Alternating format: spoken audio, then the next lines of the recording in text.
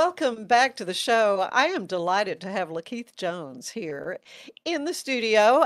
We met at a veterans event. You Yeah, were at my table, I was. and I overheard you telling someone that you'd written a book, and I'm like, oh, I love to talk to local authors. Hmm. So here we go. Right, right. It worked out, huh? It did work out, and it's a delight to have you here to talk about your book, which is entitled Best Barber Ever. Lakeith Jones by That's it. Lakeith Jones. But so much more about you I want to learn Hmm. because you are a veteran. First of all, thank you Yeah, for your service. absolutely, absolutely. Yeah. Thank you for you. And if you would just kind of give everybody a thumbnail sketch of who you are and what brought you to this point here. Ooh, good question, man. Yeah, it was a pleasure to be here. So I thank you for the opportunity as well, and I'm honored to speak with you as well and talk about the book. But a little bit about my background.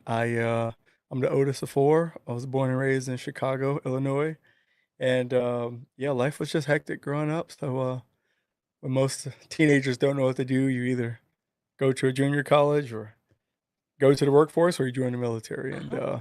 I wanted to serve my country. I wanted to do something important and be a part of something that was bigger than myself. And I took a crack at the Marines, and my aunt said no because they were a little too hardcore. So I called up the Navy, and they said, we'll take you. So, and she okayed it. So that's Yeah. how I ended up in the military. So, Okay, so you were in the Navy. So yep, so you were, I know at one point you were in San Diego I because I heard was. you on a podcast, a Yeah, delightful podcast, yep. talking about moving back to Texas from California. Right, right, right. Or n- maybe I should say moving to Had you ever lived in I Texas had never before? lived in Texas. Okay, well, thank you for coming Oh, to absolutely. Texas. Can I be completely transparent with you as well? Sure. I had never intended in my life on moving in Texas. Like I was, I was I one of get those. I that. was a person in the military. Like there were so many people that talked about it with such pride and such conviction. Like Well, every, Texans are that way. everything was back in Texas, and I was like, oh my Yeah, goodness, like what's so good about Texas? it's bigger. And that's what I'm. So I moved there, and I'm like, oh, okay, I get it. Yes, I can't explain it, but I love it. I totally enjoy it. So Well, all we've those. got a lot of Californians I that have know. I'm moved here. sorry. Did we admit that on camera too? I'm sorry. Oh. That's okay. No, no, no, that's okay. No, there's tons of them There's that a have lot moved of here. us. Yeah, yeah, But San Diego, I've never had the opportunity to be there, but I yeah. have heard it is just gorgeous. Oh It's yeah. fabulous. The weather is Oh wonderful yeah. and Almost perfect. That weather is almost perfect, and yeah. still found a reason to complain about it. But yeah, it felt like we were being pulled from California to Texas, and we had some friends. I mean, excuse me, some family who lived in Whitney.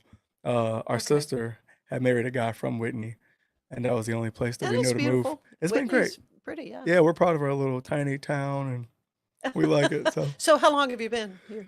we've been here for about 2 years. Okay, So so 2 years. recent. Yeah, we're recent. Yep. We're Recent. recent converts to Texas. So Okay. So you were how long were you in the Navy? 6 years. Okay. Yeah, 6 years. When did you decide to become a barber? I went to barber school in 2017. Mhm. My mentor, Andrew Stroud, my GI Bill was running out. The community college, I had got my associates. Didn't want to go to the university at the time. And he said, what about a trade? And the next week I was in barber school. So Yeah. yeah. Well, So good, it was good. quick. So, did you have your own shop or were you working in a shop or No, I ended up working out in the shop in town in San Diego.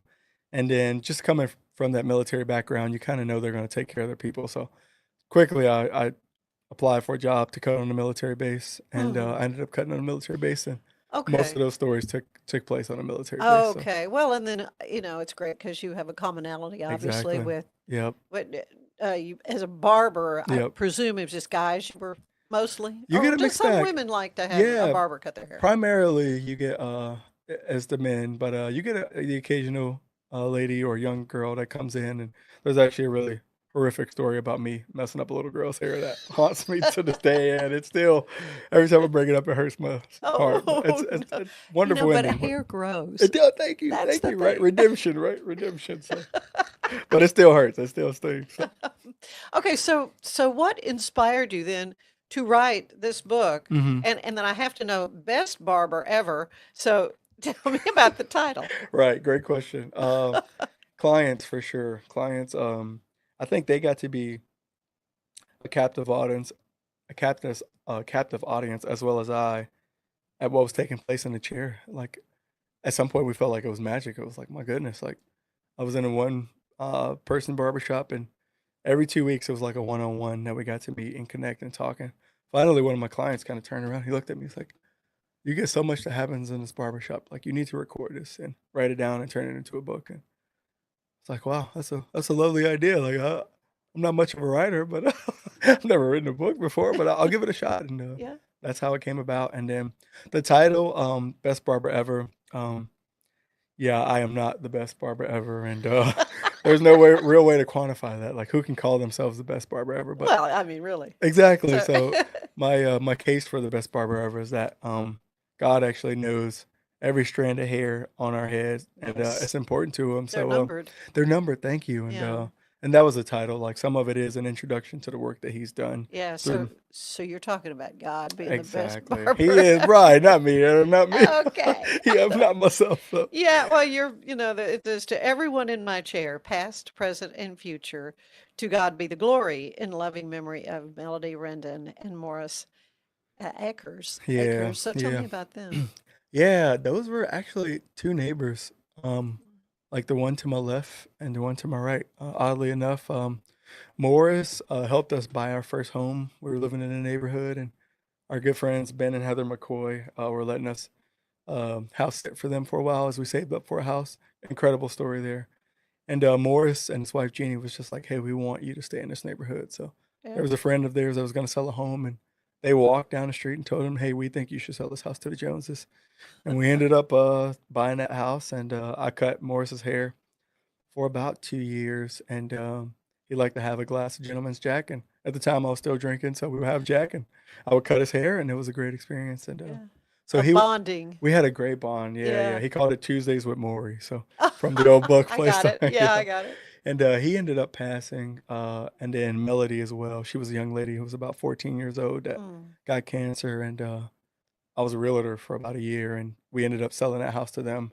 And it was kind of a contentious relationship because of the deal. We didn't really like each other, but when we found Oh. out that her daughter had cancer, we became good friends, and Mm. we tried to hang out with them until the day she passed. And Yeah. When so, crisis situations like that happen, some of the peripheral things just exactly, fall away. It yeah, doesn't matter. exactly. And life What is so is short. important comes to the surface. Exactly, it's so short. So like you never Yeah. know, and I never planned on losing either one of them. And yeah, their book is like dedicated in their honor now. So Yeah. Yeah. they're neat. So Well, I love this. I mean, the very first chapter, Rambo, stories from the chair. Okay. All right. Rambo, yep. Tell me. So because I am kind of out there and my personality's out there, when I do things like this, I like to get permission from people. Like, hey, can I put you in a book? Well, sure. Yeah. I Yeah. mean, right. And most people were okay with that, but I was So like, you didn't change any names? exactly, what do you want your name to be? Because I didn't want to use their official, like their Right. government name. So he went with Rambo. Oh, So okay. I got you. All he right. went with There we Rambo, and go. All right. yeah, his story is unique. He was a military officer, and he said his sessions was like therapy. And at one point, there was an attempted suicide against his wife and daughter, to where a young man was driving his car and he was done with life, and he crashed his car into their car, and he actually passed away. But that Rambo's wife and daughter both Oh. survived the accident, and yeah, he just talked about how those haircuts were something that got him through that difficult situation. So Mm. so I think the Rambo name was actually appropriate because he was a pretty tough guy. So tough guy. Oh, I'm just kind of okay. Here's Mrs. Picky. Opposites attract. Yeah. Oh man. These are all the I got this one's hard too. Yeah, there was a gentleman that always came with his wife to get his hair cut, and she was the sweetest lady, and she was just so picky about his hair. Oh my goodness, man. Oh, She was picky, and she called the shots as far as what he got with his haircut. I have never heard of that before. Oh my That a goodness. third person would be directing you as to Oh, what you were and doing. she played no games, so she was every time. She But was serious. yeah, and I got used to her coming in, and it was great. Like eventually, once I got used to it, I was like, her intentions are good. Like she just wants his hair a certain way.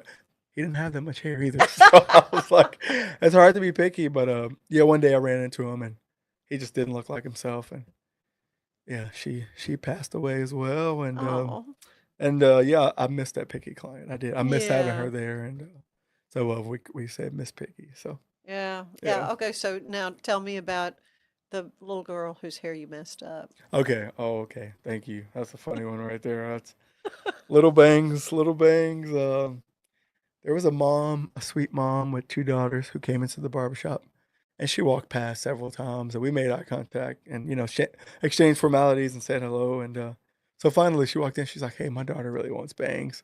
Would you be okay or comfortable Sometimes with" that can be the worst decision Right? anyone ever makes. Thank you. I should have said no. I should have said no. I Just should say have no. said Just no. say no to I should have said bangs. no, but I said yes, and, she came in, her hair was down to her waist, and, I had never did bangs in my life, but I'm up for a challenge, I'm game. So I sectioned her hair about here and pushed it all forward, and I just started going for it, I got about there, and I just and, needless to say, it was one of the worst Oh, haircuts I've it ever given. doesn't sound good, though. So bad. So she began to cry, and she asked her mom, "Why'd you make me do this?" Her sister came up, and she's wagging her finger at me, and her mom's crying, and now I'm about to cry, and it was just all bad. So, little bangs, and I ran into her dad several months later, Yeah. and I asked him like, "Hey, how's she doing?" He's like, "Oh, it was not good. She was traumatized for like 4 months." Needless to say, he got a free haircut that day. I was like, "Hey, man, you Oh. will never pay for a haircut if you come to my barbershop." So hey, you're good. Oh my gosh. What is a central message though that you hope your readers would take away Ooh, from your book? yeah, yeah. I think the importance of relationships. Like Yeah, I because mean, sounds like it. exactly like Even difficult ones. right, and because people's hair grow back, like they were back every several weeks, Oh, and yeah, right. it was like a check in for us. They watched me have my first kids.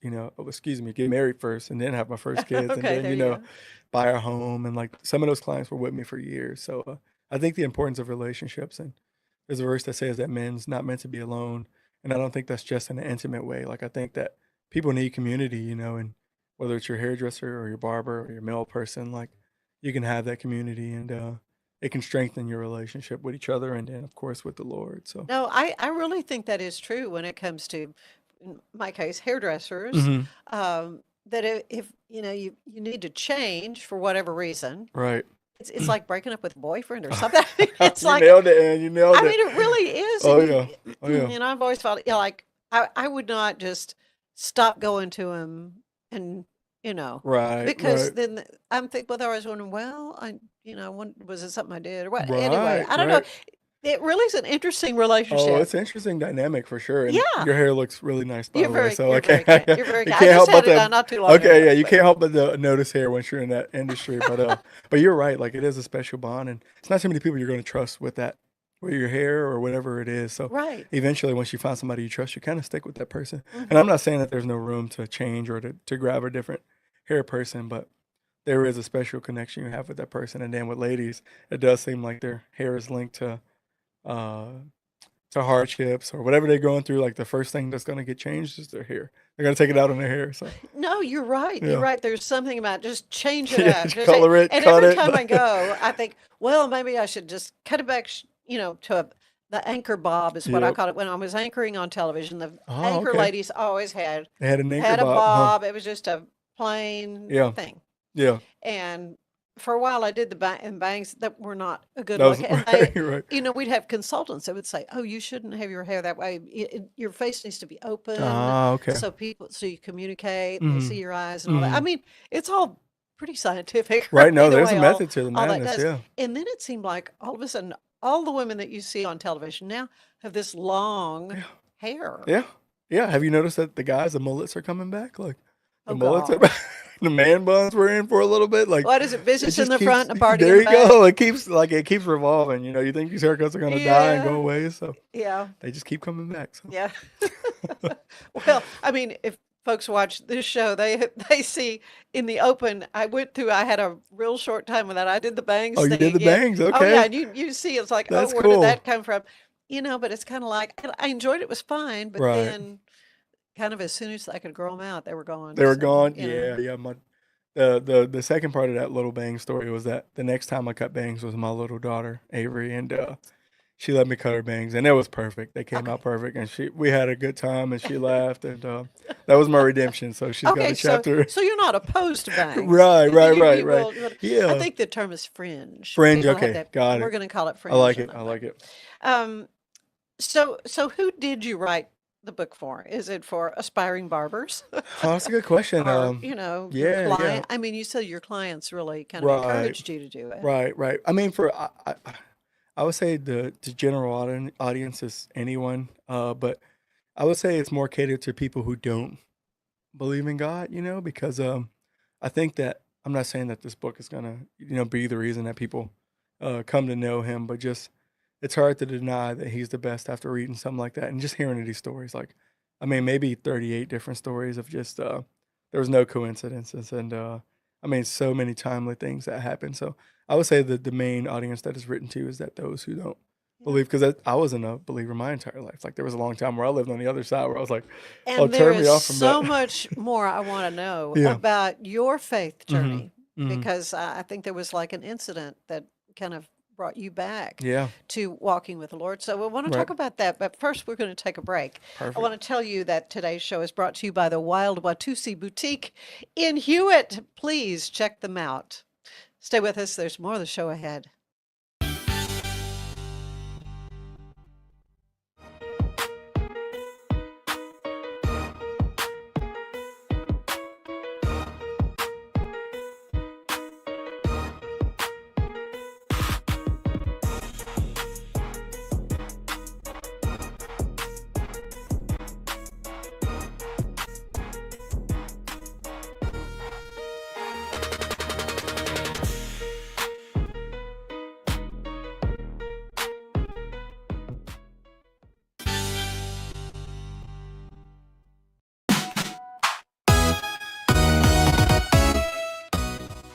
Texas country music artist and Waco native Holly Tucker is bringing her annual Holly Jolly Christmas to the Hippodrome stage for one night only on December 6th. You might recognize Holly as a top 6 finalist on season 4 of NBC's The Voice with Team Blake, but she's been hard at work in the country music world ever since. You can expect to enjoy the Christmas classics we all know and love with, of course, a country twist and maybe even a surprise guest or two. Her festive staging and full band brings musical merriment, a little bit of nostalgia, and fun for the whole family to enjoy. You can join NYU professor Lori Gwen Shapiro Saturday, December 6th for an author talk at Waco McLennan County Library's West Branch for the tale behind an American icon and the story of the complex marriage that helped shape her career. Everyone knows Amelia Earhart. She may have been one of the bravest and most daring women in history, but some of her more treacherous stunts were influenced by her publishing husband, Greg Putnam, who pushed his authors and his wife to extremes in the name of publicity. Find out all about it with the Professor Talk with Lori Gwen Shapiro on Saturday, December 6th. I'm Elizabeth Riley with Act Locally Waco, and I will see you later.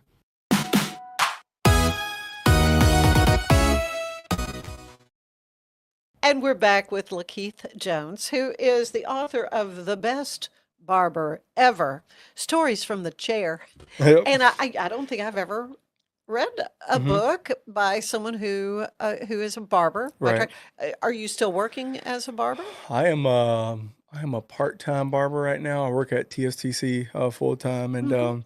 I cut hair on the weekends or randomly when somebody needs it. Like That's a great skill to have. it comes in. I can't get away from it, and I keep trying, and it Yeah. keeps coming back. Yeah, yeah, you got those good scissors and Yep. maybe some clippers or Yep. whatever, and you're Exactly. It comes in handy. So. you're good to go. Well, so I was saying earlier, and obviously you have a deep faith, Mhm. and seems like your clients are saying you need to write the book, but I would think you were getting a little nudge from above as well, Amen. Yeah. to Yeah. write the book. Mhm. Um, so did you grow up in a Christian home? I mean, tell me about your faith walk. Yeah. Yeah. So no, I didn't grow up in a Christian home. The only person I knew who was religious in my family was my grandmother, and she was Jehovah's Witness. And my mom definitely did not believe in God, and she was not for it. So didn't have a father necessarily present in our home. So it was kind of just like open season. So whatever you chose to believe, or was what you chose to believe in. So, Mm. but I think it was at the age of 6. I remember hearing something or reading something. I finally asked my grandmother, like, would you take me to church? I want to see what this is. And sure enough, somebody took me that day and dropped me off as like a 6-year-old kid, and I sat in the pews and I think I Was fell this asleep. the Jehovah's Witness? I don't even. I Kingdom think Hall or whatever?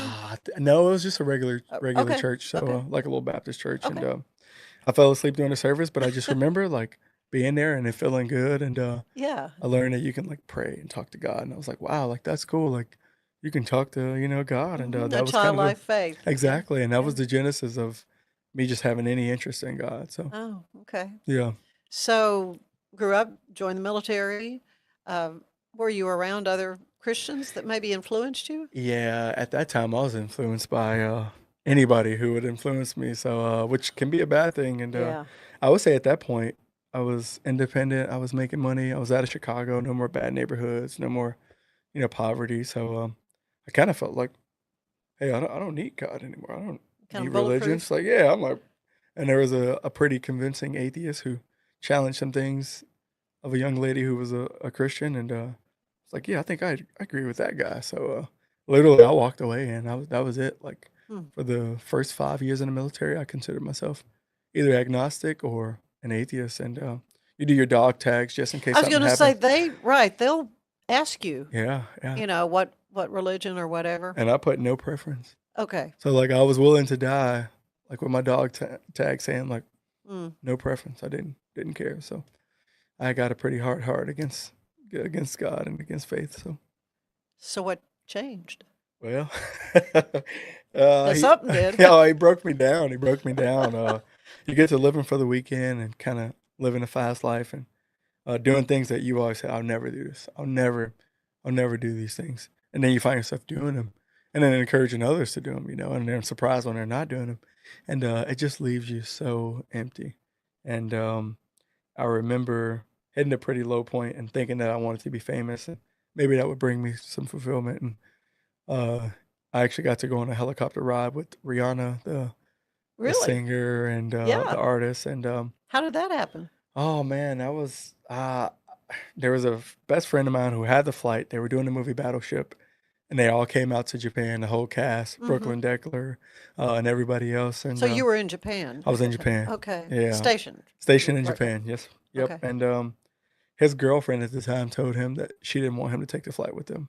Like she was going to be jealous, so he needed to figure out a way to get off the flight. So, Okay. and because I was his friend, he let me take the flight. So that's how I ended up All right. on that flight. And Yeah. but that was a pivotal moment because I wanted everything she had, but seeing her in person showed me just how empty she was as well. And I was like, she's looking for the same thing that I'm looking for, Mm. and she doesn't have it. And that set me straight. It was like, man, I needed to do something different. So I did the little shotgun prayer, and I was like, God, I'm sorry, this ain't working. Like, please, like.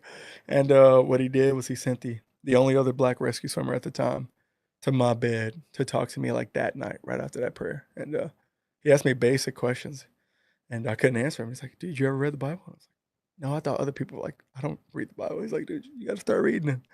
And that was the moment. So Oh my goodness. yeah, it was pretty incredible. Yeah. So Yeah.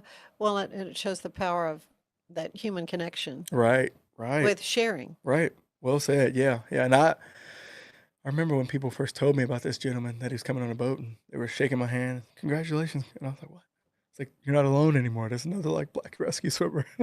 I didn't know these people. I was like, what are you guys talking about? But it was funny that was the one guy who came up and talked to me eventually. So, and that was pretty neat. So, Darian Durr was his name. Darian Uh-huh. Durr. Do you keep in touch? We do. He's I think he's a police officer now. He retired from the military, and he's doing really well. So he's got a couple kids, and as far as I know, he's still walking with the Lord. So Yeah. yeah. Yeah. Wow. So change in your life, hmm and how did your family react? That's a good question. I think initially there's always that when we as believers get overzealous, like you first come to Christ and you're like, hey, everybody, come back, come back, come back. So I think I pushed a couple people away initially, and there was that initial shock. But I think they were proud of me that I wasn't living a fast life anymore. And Hmm. They could see a change. they can see a change, yeah. Like it was definitely apparent. My language, the drinking, the partying, all of that started to slow down. So I think they missed some of that person a little bit initially, but I think over time they got more used to who I was becoming. And Yeah. So yeah. tell me about your family. Oh, so I have a wife, my wife Stephanie Jones, How did and you meet her? oh man, I don't know. I'm guilty with stories. So guilty is charged with stories. But we met bowling. We met Bowling. bowling. Okay. Yep, All right. yep. I was invited to a bowling party from a gentleman from college. He said, "Hey, everybody come bring your girls and, we'll go have a good time. And I was like, oh man, I just got to have a relationship. Like I want to see you. Like I want to bowl, but I'm not bringing nobody. And there was a friend who had a date and that date canceled. So he brought Stephanie as like a fill-in. I don't know what you want to Plus call it. A one. plus one. Yeah. So, Whatever. and they were good friends. So, Yeah. yeah, I can style bowl pretty good. So that night I didn't miss much and we kind of connected some, but neither one of us thought anything of it. And at the end of the night, she asked for my contact and that's how we started talking. So, Oh, yeah. and now I have a 15-year-old, 11-year-old, 5-year-old, and a 4-year-old. So 4 kids total. So Oh, girls, boys. I got 1 girl and 3 I know boys. you have so. one with bangs, but Yeah, the bank's right. 3 boys and 1 girl. She's in the middle. So, and they're all great kids. Like I love them all. yeah. They all have their unique gifts and Mhm. strengths. So the move to Texas, was that good for them? I mean, because Great sometimes question. kids don't really. Oh man, great question. That was a hard time. Yeah, I'll bet. Yeah, It can be. we were rooted in San Diego for a long time, and Uh-huh. we were asking them to move, switch schools, switch everything, and start over in a small town from a Yeah. big city to a small town. So initially, the move out here was tough. But now, like I would get evicted out of my house if I tried to get them to move out of Whitney now. Like they're so used to it now. So like Yeah. yeah, they love it now, and we've all gotten used to it. So Oh, and we good. wouldn't trade it. We wouldn't Oh, trade it. that's great. Yeah. Okay, let's get back to the book. Okay. Did writing come naturally for you? Was this an easy thing? Did it just kind of sort of No. flow? Yeah, no, I The had a lot of best help. barber ever? Yeah, no, I had a lot of help. My wife's best friend Angelica did the cover actually, and we shot that in her garage. So Oh no, then- really? I mean, it's great. yeah, my good. English teacher from the boat in the Navy helped me write it, and my wife as well. So our cast to write it was very we didn't no marketing team, no nothing. And I think that at one point it debuted #1 on under the faith category Uh-huh. in top new releases. And there's Pastor David Jeremiah, who's like a mega pastor in California. I mean, his reach is all over, and that book was like #1, and his was #2. So I mean, nothing but God. I was Wow. like, you can't make that up. So it was I pretty know. neat. So it was something that needed to happen. Exactly. I guess so. I was like, yeah, those clients were right. So they were Yeah. onto something. They sure enough were. Was there a part of writing the book that surprised you? I think that the part that surprised me was how many details you can recount without writing them down. So along with getting nicknames for folks, I wanted them to read the story too. Like, hey, am I telling the truth? Like, is this what you remember as well? Like, I don't Right, want right. I didn't want to misremember something. yeah, I don't want to misrepresent you because Mhm. this is going to be public at some point. So, but Mhm. for the most part, everybody came back and said that it was all accurate. So I think there was one, my good friend Ben McCoy had caught a detail that was like, you got that one wrong. And I was like, Oh, oh, okay. yep, Well, yep. that's why you have people, Exactly. Yep. You the need a good editors, team. So people read it. exactly. Yeah. Do you have any advice for somebody who wants to maybe become a barber Mm, who, as far as qualities yeah. that are good for someone in that role? Yeah. I think bartenders and barbers and therapists, there's a chain that's linked in there somewhere. I haven't pinpointed exactly what that is, but I think if you're observant, that was my first clue. Was like I was always noticing hair changes or makeup changes or outfits. Like everybody's like, hey, you pay attention to those details, and it wasn't on purpose. It wasn't to be like but you just kind of have an eye for that stuff. So Hmm. if you feel like you have that eye and you want to be creative, there is some instant gratification in doing hair because you're taking a canvas almost like a blank canvas and you're creating art with it to make them look and feel good. So Mhm. if you have that trait about you, I think it's a lovely trade to have. I think everybody should have some kind of trade. So it doesn't matter what it is. Like now I'm at TSTC and it's a community college, but it's also a trade college as well. So like Hmm. it's unique. It's like the best of both worlds. So and there's nothing but trade. So I would say get some kind of trade. So Yeah, yeah. If somebody wants to, though, have a long-term career in this field, where do you suggest they start? I know there are barber colleges. And is that is what you did? primarily, yeah, go to barber school, go to Mhm. barber college. It was tough because it was like I think it was 5 days a week, and it was like a full job. I was like having a full-time job, so there was a part of it that was pretty tough. And then you take the state board exam, and it's pretty intense. So, Right. You um, do have to be certified oh yeah, by there's like a doctor or anybody, you have to Yeah, take boards. exactly. There was a lot of studying. There was a lot of prep. The test was not easy, and And then there's continuing education too, right? there is continuing On education.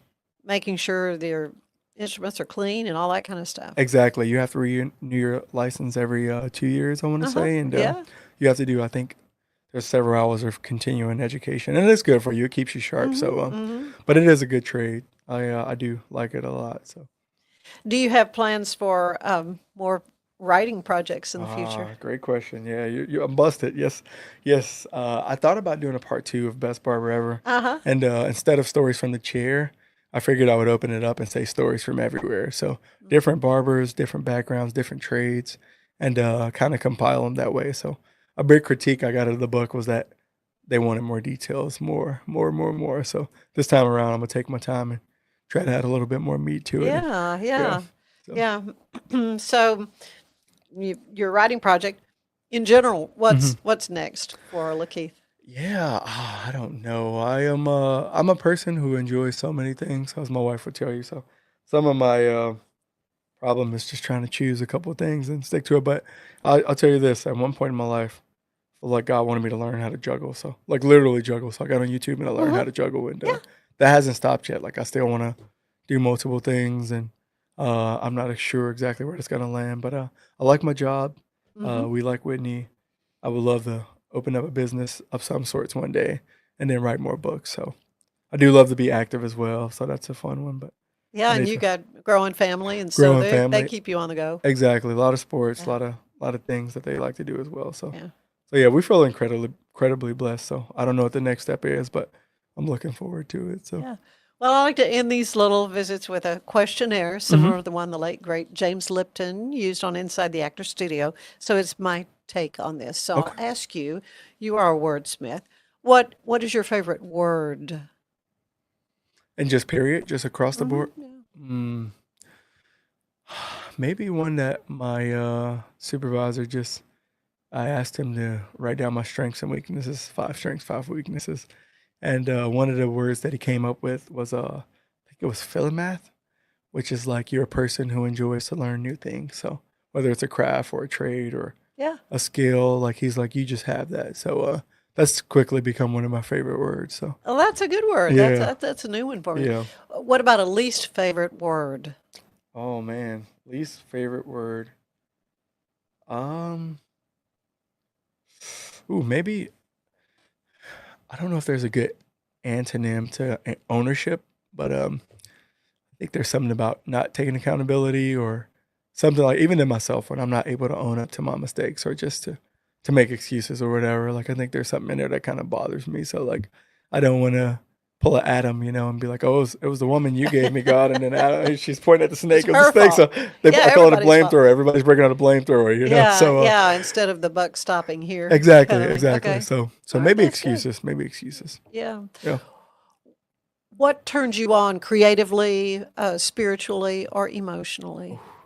Great questions. I love that one. So I'll try to make this one quick. I believe that we were created in the image of God. So like when you're created by Him, you're going to take on some of His characteristics. So one of the things that He has is that He's creative, and you can see it in creation, you can see it in people. So I'm like, if we were created, then His creation is going to be creative. So I think there's some fulfillment in being creative. Like if you go in, whether it's making food or writing a book or doing hair or starting a business or starting a podcast, like when you're creating something, to me, you just feel alive. Like there's something in there that's just, there's nothing like it. So I think just being creative in general is something Yeah, that's good. Well said. yeah. What turns you off creatively, or spiritually, or emotionally? Um, I don't know if I have too many turn offs in that way. I think that I don't know. I feel like I get hard assignments sometimes, and I'm kind of looking at them like I don't want to do this, and then feels like there's that nudge with you don't have any choice. So like sometimes it is like, do I really have to do this? So sometimes it's just being obedient when you don't feel like it. Doing the hard things when you don't feel like it. Being disciplined when you don't feel like it. So. Yeah. What is your favorite sound? Ooh, that's a tough one. Are you a music person? Do you have any? Okay, yeah. So music for sure. I I think there's something creative in music. So I'm a dabbler. I don't play the piano seriously. I don't play the drum seriously. I don't sing seriously, but I dabble in all of them. So Oh, okay, good, so I good. love it all. I love music. Yeah, Yeah. yeah. What is your least favorite sound? Least favorite sounds. Maybe really loud noises. Yeah, I hear that a lot from people. Yeah, growing up, my uncle got locked out of the house one time, and he, oh my goodness, it sounded like he was trying to kick down the door to get in, and I came out of a dead sleep to him, just grah, grah, grah. So Mhm. something about that, I was just like, oh, too loud, too loud. What other job? You've done several different things, Yeah. from military service to what other job would you like to try or have tried? I think the next step for us, just would be business ownership. I think that if we can get Mhm. the right business plan, the right marketing team, the right investors, I think I would love my hand at that because at that point uh, people will remember you. You like it outlasts your life, you know. So like they say that every man should have a son to plant a tree and start a business because Yeah. those things will outlast your life, you know. So I think Mhm. that's one I haven't checked Yeah. off. So yeah, I Yeah. think that'd be really cool. So Then conversely, what job do you know you don't want? No thanks. Don't want to do that. the post office. Never again. Post office. That was I'm so sorry. no, you're fine. That was not being a mail carrier was one of the toughest jobs that I did. So I'm so excited to not have to do mail ever again. So Oh, okay. love you guys, love what you do. Never Yeah, again. yeah. Never again. Okay, one last question then. When you arrive at the pearly gates, what do you want to hear the Lord say to you? Oh man, good one, good one. It may be cliche, but well done, you know, well done. I I think think that it's scriptural, frankly. yeah, and you know, not having that earthly father to say like, "Hey, I'm proud of you. You've been so determined, like, etc." I'm so ready and excited for my heavenly Father to say that. So, yeah, I want to hear that more than anything else. So, thank God for a son that makes us righteous. That hopefully I get to say that because of him. So, Yeah. oh, Oh, it's been a delight for yeah, me same to man. Thank you. This has been visit fun. with you and Thank you, hear thank you, about thank you. the best barber ever, stories from the chair, and how can folks get a copy? Yeah, Amazon. If you just search it up, we haven't had a dedicated website just yet, but you can look it up on Amazon, and yeah, it'll ship to you. There's a hard copy and a soft copy. I Okay. recommend the hard copy, but yeah. All right, good, and we'll look for the next volume. Thanks, and I appreciate it. Thank you so Thank you much. so much, Oh Lakeith. yeah, it's been a Yeah, pleasure. I yeah, appreciate this so yeah. much. Great questions. Thank you. Thank you. Stay with us. There is more of the show ahead. In fact, we'll be hearing about the giving machine. That we're gonna kick that off before too long. You stay with us.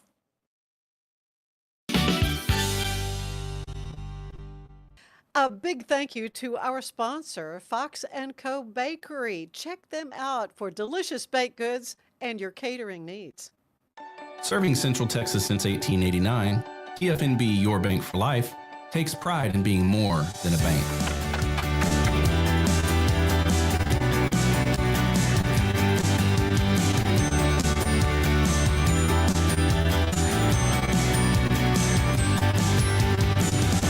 At TFNB, we remain committed to these principles.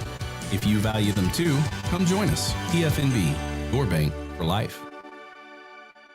So it's football season, and we can create your outdoor tailgating spaces that is actually a part of your home. Bifold doors that tie in the inside and the outside, and you can gain anywhere from 1,000 to 5,000 square feet living space, all while taking in the big game, poolside.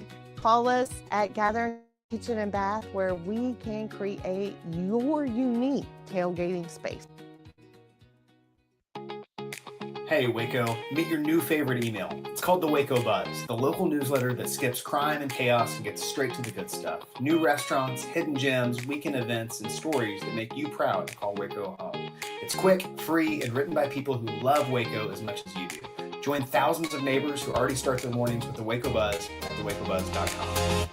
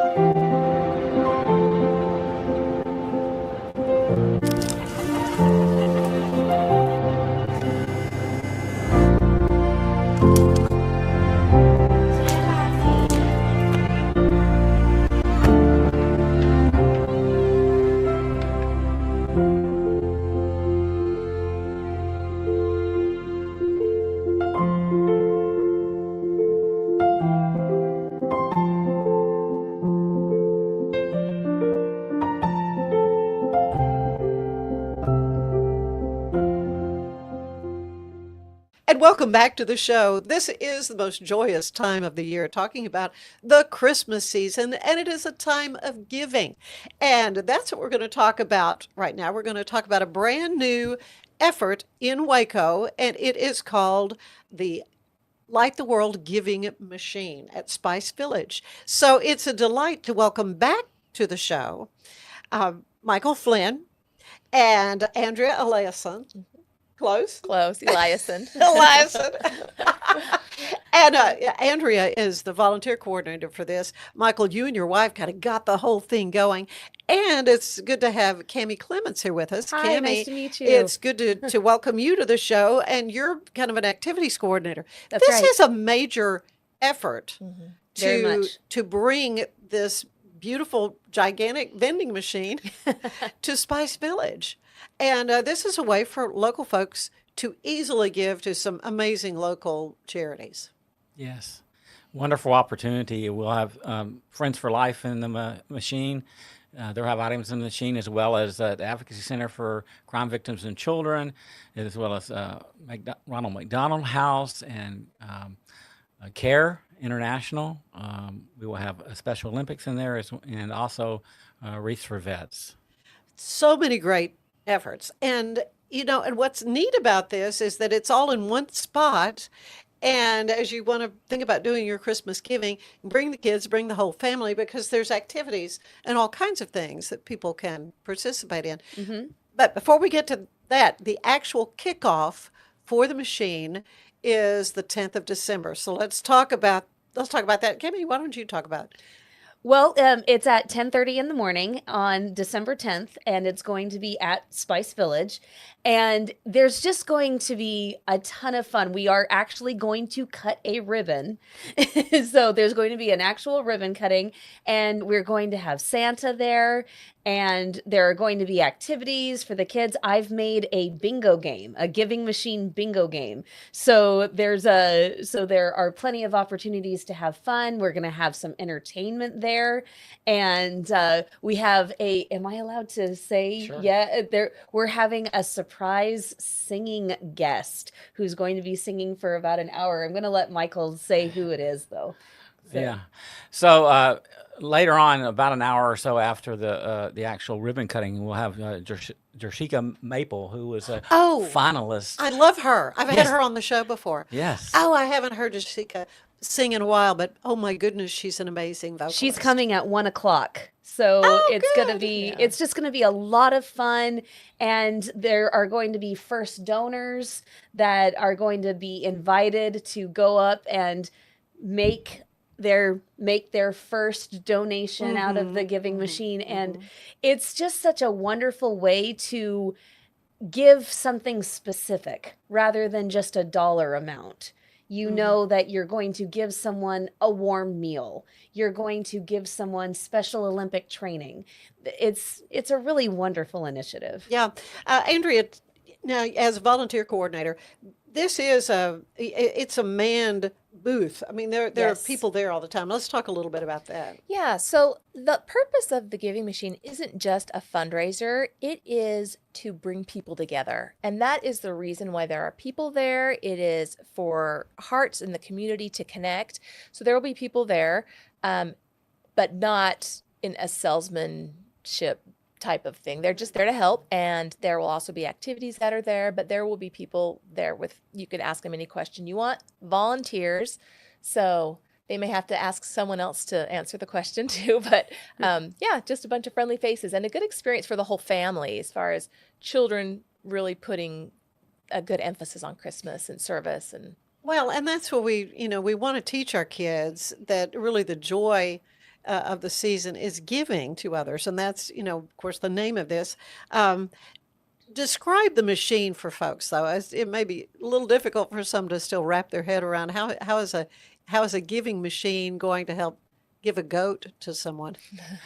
Well, what happens is it's just like any other vending machine. There are products, that you select from. You push the buttons like A21, and this card that with a picture of a goat on it will fall down in the bin, just like something in yes, like that. just like Yeah. that. And the card's a little smaller in the machine, but yeah, it'll fall down, and people will, after they've swiped their card, they can either swipe their debit or credit card on there, and they can pay for it. They can also get a tax receipt by either putting in their email address or phone number, or just scanning a QR code to get their receipt. So it's a vending machine experience, but you're actually selecting items that will that you're donating towards, and those funds will be given to those agencies that are listed on the card, and they will use those funds to purchase those items. Yeah. Well, for example, here, a Special Olympics, tennis balls. Yes. Yeah. You can get a tennis balls, make a $9 donation, and pay donate tennis balls. Yeah, that should buy a couple, 2-3 cans of balls for sure. Of course, the you mentioned it, the wreaths for vets, which is such and I think those wreaths usually are about $20, something like that. Yeah. I mean, so you've got a wide range in the amounts people can donate. Exactly. We got from $9 up to $150. Mm-hmm. Oh, I love this, family groceries for the Ronald McDonald House. I had those wonderful people on talking about how they have a pot of beans going, something to kind of have the hominess of the house there, and then folks don't have to worry about what they're going to get to eat while they're concerned about a child who's sick in the hospital. Yes. Well, next, we have a beautiful story about making giving back even easier. The Good News Network reports that Rockefeller Center just got its first giving machine. It's a vending machine that lets you buy something to help other citizens, either locally or across the globe. And there's 10 of these across the U.S. States like Arizona, Utah, Tennessee, Hawaii. Get the full list for around the country capabilities on our website at thedrewbarrymoreshow.com.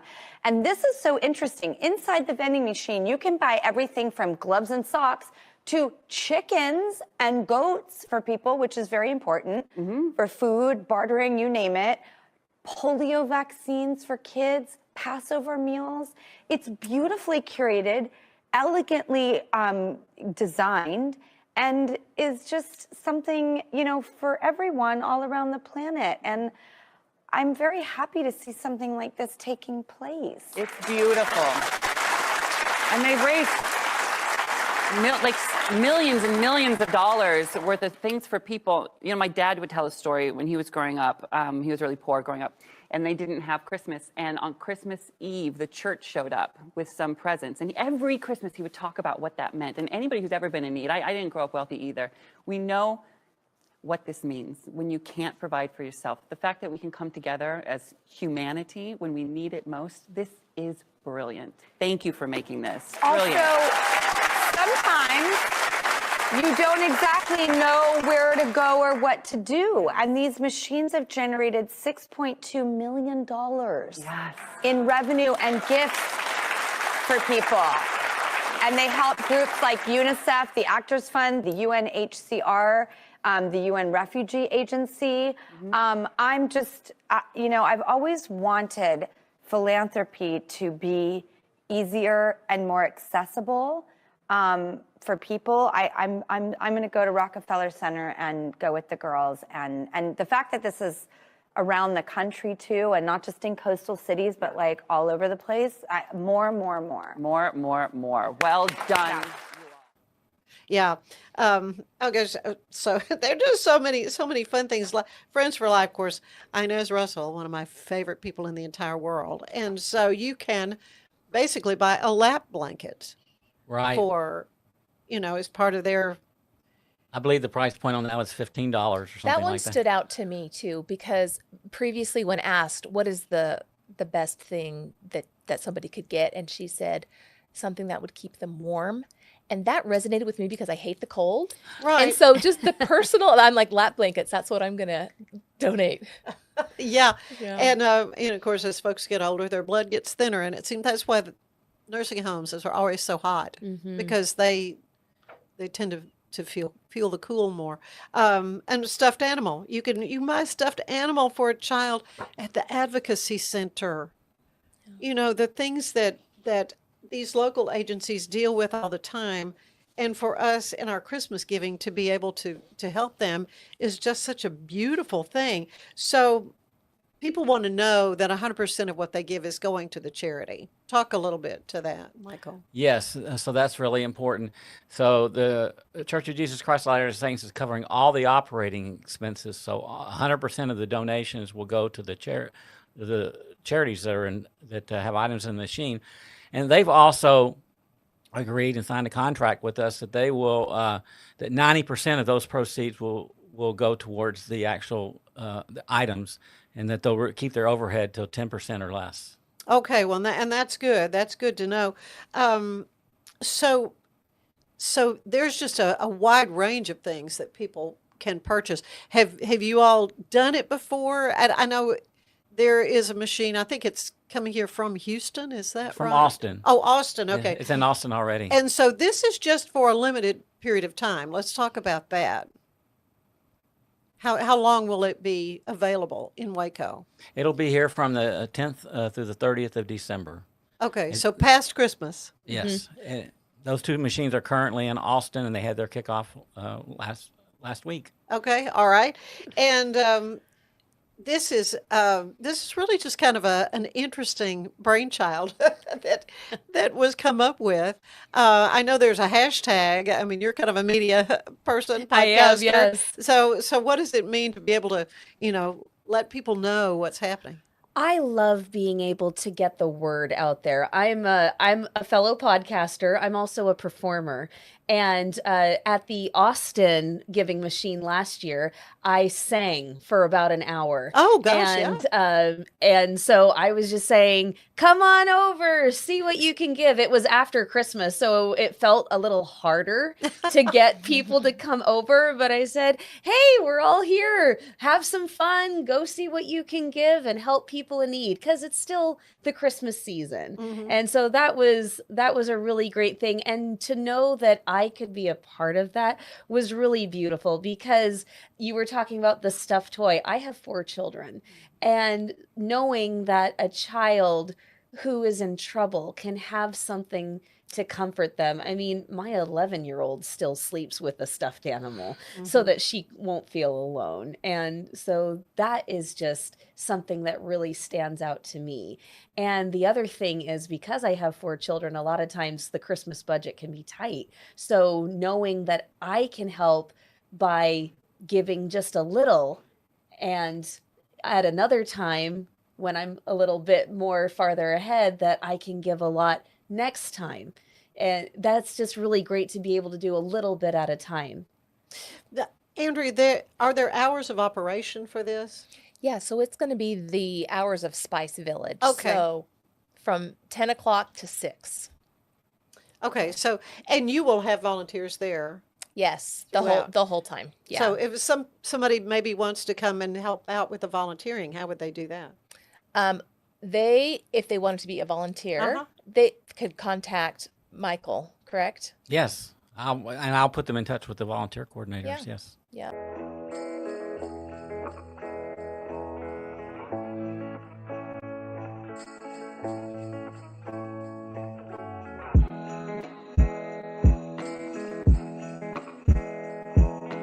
Hey, Kansas City, there's another big red making plays this year. the big red giving machines at Union Station? KC, let's huddle up and make a difference this holiday season. Together, we can light the world. Let's light the world. We can save the hopeless. Lift up the weak, restore the peace, and keep the faith. The time is now to walk with him in goodness. Lift up the weak, restore the peace, and make a change. Let's light the world. Okay, so yeah, I'm really excited about the kickoff event. Again, it's going to be at 10:30. There's Spice. And where in Spice is this going to be located? So there's an area in Spice Village called the Clubhouse, and there are signs hanging from the ceiling that point you towards the clubhouse, and we'll have our little giving machine signs attached to that as well. But it's an area where they do showers and birthday parties and things like that. And so people who are familiar with Spice Village know where the clubhouse is, but there are signs pointing towards it. Okay, good, good.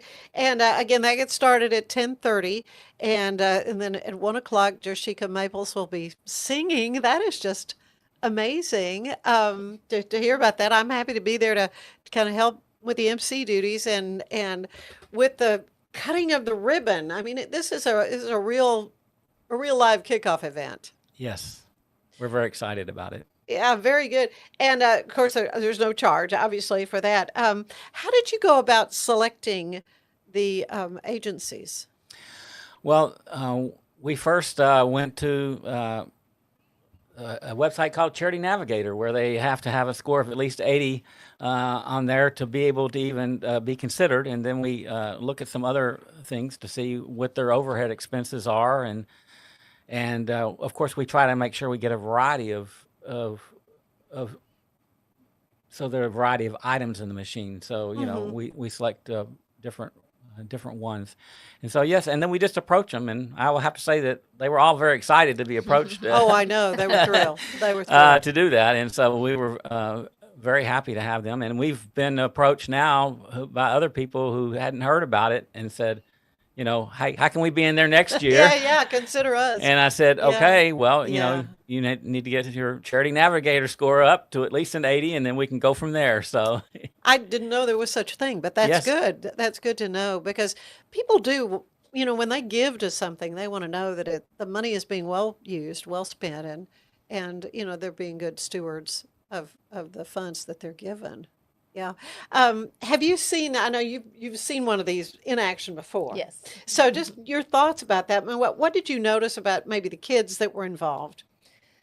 It's an interesting thing because people took a lot of time looking at the machines. Yeah. And I think too, as you see all of these needs and there are pictures and there are stories behind each one of those. And so people pick what is close to their heart.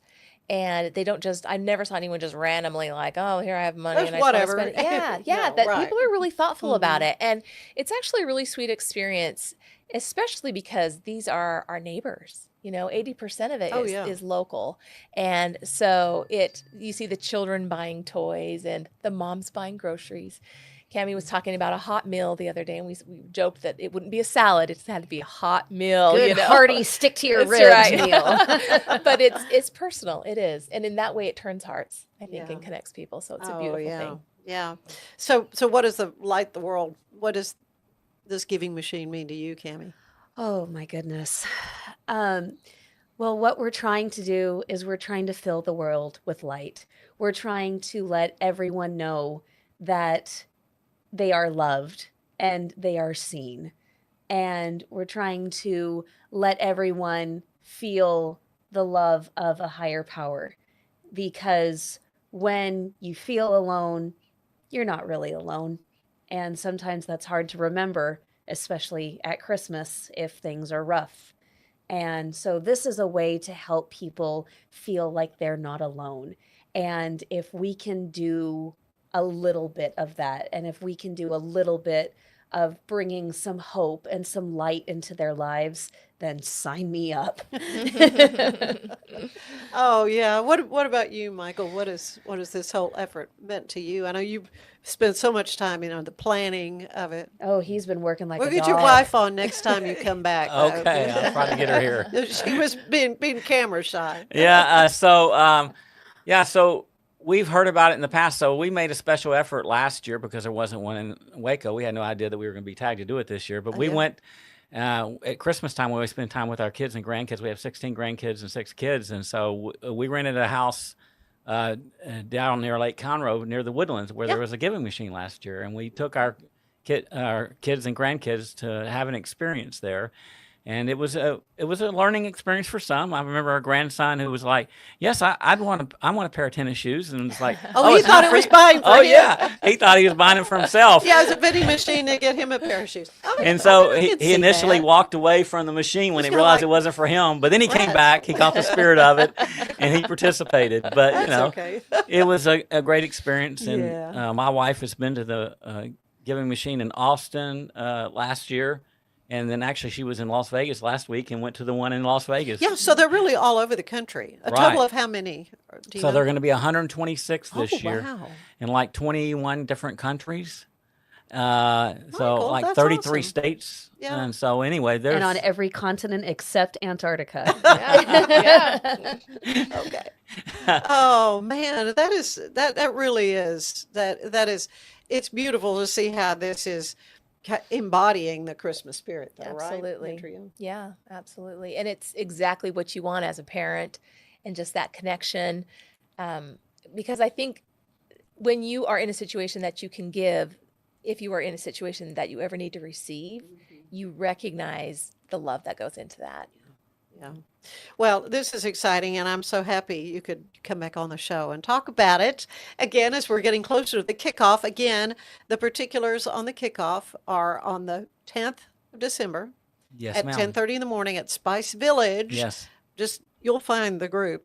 Yes. Follow Come the on, signs. Follow Yes. the signs. There'll be signs. In fact, there'll be like a mock-up. It's a refrigerator box decorated like a giving machine at the foot of the stairs. Okay. And so, That's not the real thing. Keep going. Yeah, Keep right? going. Keep going. That's not it. Right. so, but anyway, we'll have And volunteers. Looking for a lot of people with these Oh, yes. scarves on. I mean, we are decked out and ready for the season, and Santa will be there, and some wonderful music, and it's just going to be a wonderful time to kind of kick off the season, but to kick off something as important as the giving machine to help these local agencies who do so much good year after year after year.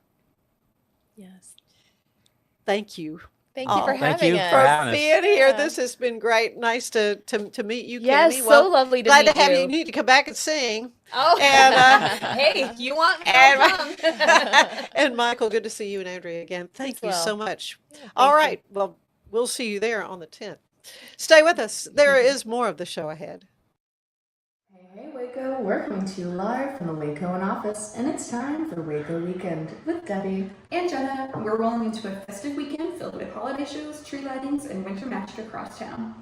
First up, on Thursday, the City of Hewitt is kicking things off with their annual tree lighting at 5:30 p.m. Make sure and bring the family, bundle up, and get ready to glow. Then, the Waco Civic Theater is presenting every Christmas story ever told and then some. Catch a show Thursday, Friday, or Saturday evening, or a weekend matinee on Saturday or Sunday for a little bit of holiday magic. Ooh, and First Friday is back. That's right, there's going to be so much activities for First Friday, and the Waco Wonderland Market kicks off. Head on over to Mistletoe Market downtown in Heritage Square. Check out pictures with Santa, the market, and of course, the tree lighting actually starts at 7 p.m. too. It's something you definitely don't want to miss out on. Absolutely. Also on Friday night, the Backyard is welcoming my top streamed Artist of the Year, Frisco. Check out our blog on the Grackle if you need convincing, or grab your ticket to go see their amazing performance. And finally, all weekend long, make sure and head on over to Cameron Park Zoo for the Wild Lights. They will be showing all weekend long. Bring your family. It's going to be so much fun. And also, don't forget on Saturday, it's the Cocoa Crawl. Make sure and head on over and support some local businesses, all while sipping on some cocoa. Awesome. And don't forget, you can always find more on the Grackle at wacoan.com for guides, features, and our weekly Waco Weekend wrap-up every Wednesday. Enjoy your Waco Weekend.